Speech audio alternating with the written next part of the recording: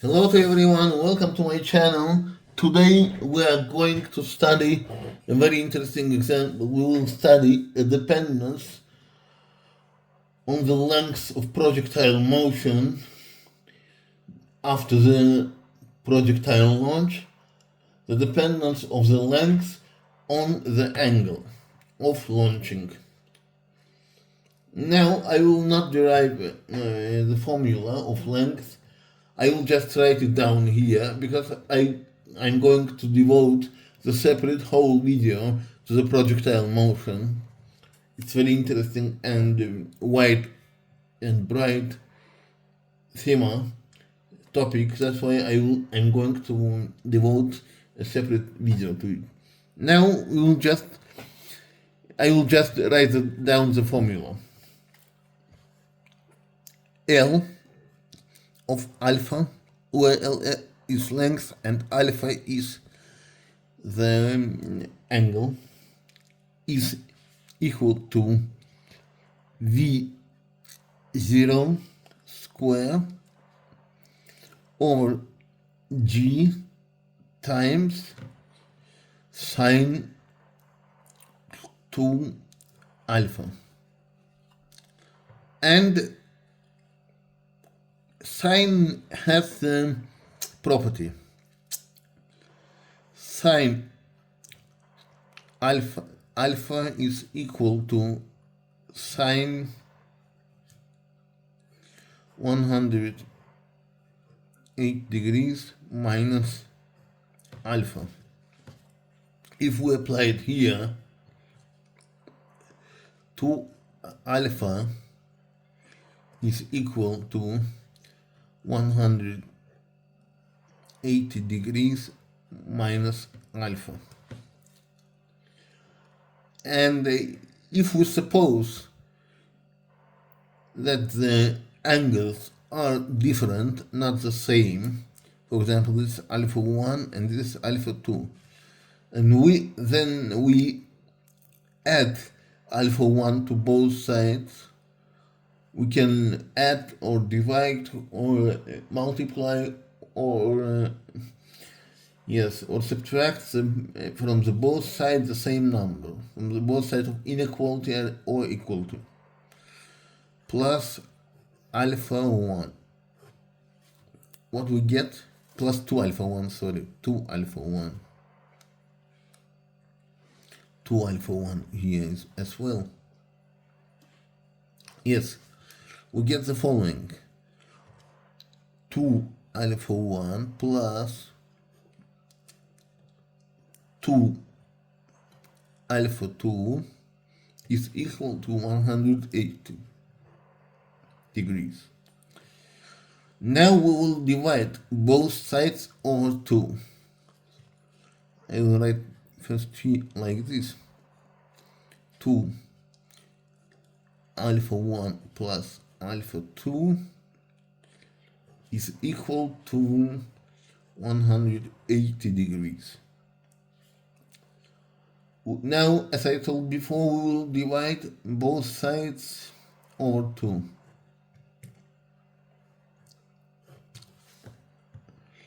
What we get? Alpha 1 plus alpha 2 is equal to 90 degrees. So it means that in the range of the 90 degree, if the sum of two angles is 90 degrees, then the length of the flight will be the same. Let's consider some examples. For example, first example, alpha is equal to 30 degrees. We will consider here only sine 2 alpha, because we suppose that this is actually the same, like G is always the same because of the gravity, and it's equal to approximately 10 meters per second square. And this is V0 is also in every task is the same. And I mean that in every task it's not the same, but it's unchangeable. Only the only thing that we change here is alpha, is angle. First we will consider alpha is equal to 30 degrees. If alpha 30 degree, then 2 alpha is 60 degree. And sine of 60 degree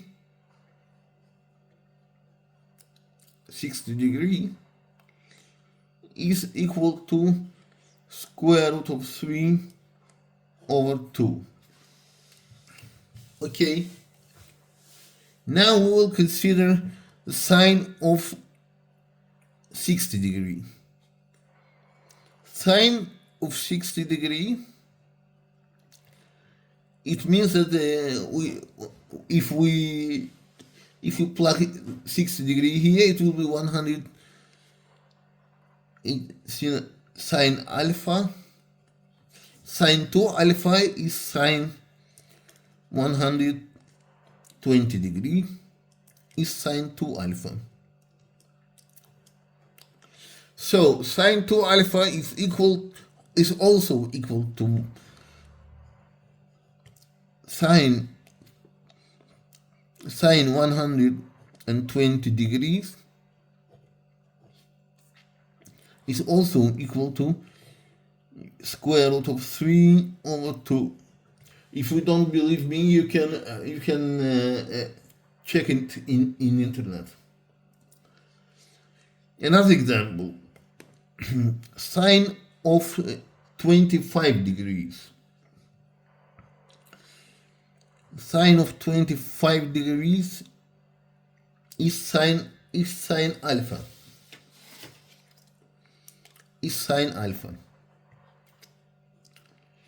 Sine 2 alpha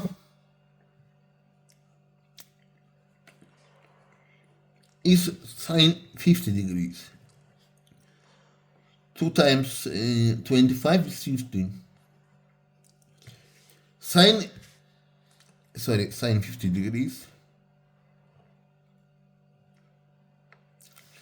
Sine 50 degrees is approximately equal to 0.77.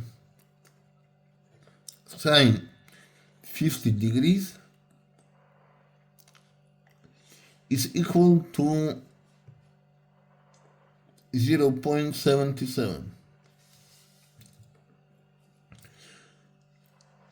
And then the last example, sine of 65 degrees, because 60, we consider first 30 and 30 degrees plus 60 degrees is 90 degrees. Now consider 25 degrees plus 65 degrees. It's also equal to 90 degrees. The sum of this angle is equal to 90 degrees. And in our identity, the sum of the angles should not exceed 90 degrees. Should not be exceed, but should be equal to 90, exactly to 90 degrees. Only in this case, the range in different angles is the same. So now sine 65 degrees is sine alpha. Sine 2 alpha is sine 130 degrees.